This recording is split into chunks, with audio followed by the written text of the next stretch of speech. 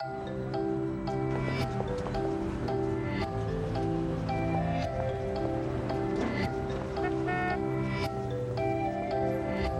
things we count on every day started as ideas. Ideas from the minds of African Americans. Support minority education today so we don't miss out on the next big idea tomorrow. The United Negro College Fund. A mind is a terrible thing to waste.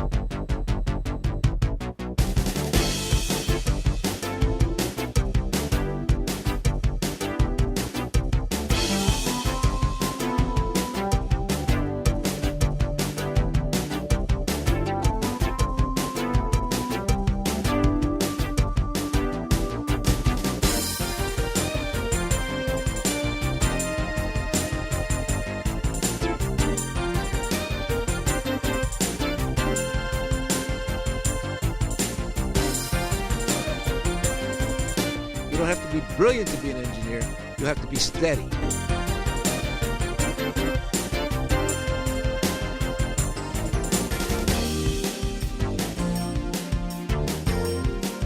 In hindsight, more so giving up something like this or not attending would really not be in my best interest as a young African-American student. We have to tell the story to young people, their teachers, and their families about the magnificent opportunities available working in science and technology. Black Family Technology Awareness Week is a program that I helped to start many years ago, and it brings young people in elementary, middle, and high school to the Black Engineer of the Year Awards, where they can both meet the pioneers who are being honored and also interact with the deans of historically black colleges and universities. But finally, they get to meet recruiters from corporations like Boeing, Cisco Systems, Lockheed Martin, Northrop Grumman, and also from the military services, from the Navy, from the Air Force, from the Army, from the Marines. And they're all looking to tell these young people the story that they need to hear.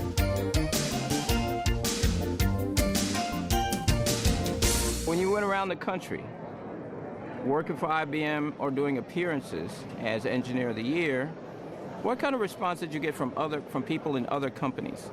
I think the reaction has been extremely gratifying because, you know, Black Engineer of the Year is really about excellence in engineering, but it's also recognition of our constituency in terms of excellence. And the role that I play for IBM, and not just for IBM, but for our industry, is to represent a level of excellence. So as I tour the country and as I engage with companies, academia, and also government administrators, it's just been a fantastic experience in terms of what this has opened up for us. They knew you were Black Engineer of the Year. Yes. And they introduced you as that. That's right. And that's gratifying to a lot of African Americans and also people of other ethnicities as well. That's true. That's true. And you know, when you think about our obligation or our responsibility, one of the things that I am quite often reminded of is that I do serve a role, or I play a role in our community in terms of making sure we're developing the next generation of talent. So when I think about black engineering in that context and my role in the industry, the combination of the two, I think, is a very, very powerful statement. And what about students? When you go on a college campus and talk to them about all the things you've seen and all the places you've been, what kind of reaction are you getting from them? I think I'm getting a pretty great reaction. And I spend a lot of my time talking to students, particularly students in the STEM disciplines, about what it's like in terms of the next generation relative to engineering. So if you think about the next generation, one of the things I think this generation has to be really focused on is being very good, deep in their discipline. But at the same time, they should develop a broad set of skills in the area of things like financial management, skills in the area of things like project management. So the coupling of these skills, and I typically talk about an engineer being shaped as an I, which is deep, or an engineer which I think could be the most competitive engineer in the 21st century, which is shaped like a T. deep in an engineering discipline, but having a broad set of skills that would allow them to leverage their engineering foundation.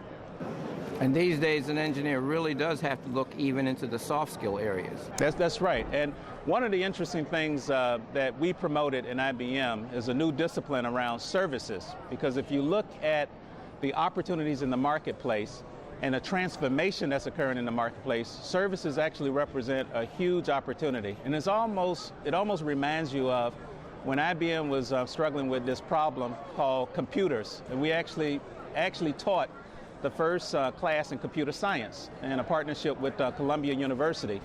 We almost see a similar trend around services. So one of the things that we've been actively doing is working with colleges and universities around the world to focus on what we call service science management and engineering, which we think is a new opportunity in terms of training people at the university level to have a certain set of skills where engineering is applied to services.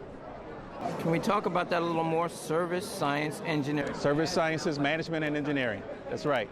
And the initiative is really, we've elicited over 100 universities around the world where they will have specific curriculum that is grounded in the principles of engineering, but it focuses on the huge market opportunity around services. And if you think about IBM as a company, half our company and the revenues generated by our company, or actually more than half, is services based. But if you look at whether we're building a pipeline of talent starting in the university systems, that really doesn't exist. So one of the things that we've been very actively doing, similar to what we did when in the early 60s around computer science, we've now started to work with universities in terms of putting a curriculum in place called Service Science Management and Engineering. And if you think about computer science today, it's sort of a household term as it relates to university education. And our goal is to make sure Service Science Management and Engineering is the sort of the next generation of that opportunity. And some of that grew out of the term called business process reengineering. That's true. And if you look at many industries today, many industries have gone through some form of transformation. So if you look at what's happening in retail, in terms of going from point of sales to self-service, if you look at what's happening in things like healthcare, in terms of digital medical records retention and management, if you look at things in terms of what's happening in communications around next generation IP-based networks, most industries are going through some level of transformation. And our view is, as we work with the universities, we want to focus on the discipline of engineering, the disciplines of science and mathematics, but at the same time make sure that some of these domain areas are integrated into the learning curriculum.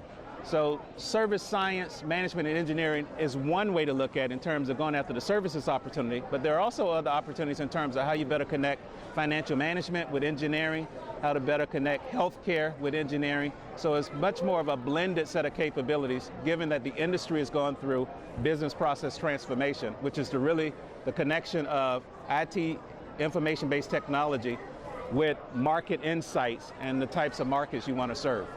And if I had to say that in lay terms, I would say we're embedding technology into the basic process of all kinds of business. That's right. And one of the fascinating opportunities I've had throughout my career is to work on a set of capabilities we call pervasive computing, which is to build on the point you're making, where technology is actually getting integrated into everything we do.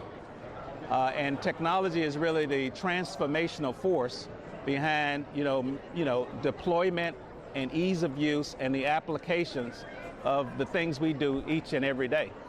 So technology is really the foundation of a lot of things. And your labs are right on the cutting edge of that. I recall years ago when IBM people told me about something called the personal network device, which really was a forerunner of RFID. That's right.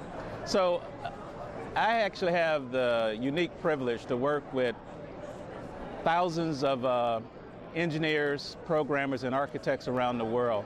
And one of my responsibilities in IBM is to really lead a significant portion of our research and development. So I have 32 labs strategically located in various parts around the world, in the United States, Asia, across Europe. And we work on some fascinating opportunities in terms of delivering technology excellence that would allow the advancement and the application and the use of technologies. Now let's talk a little bit about this traveling. You are an IBM senior.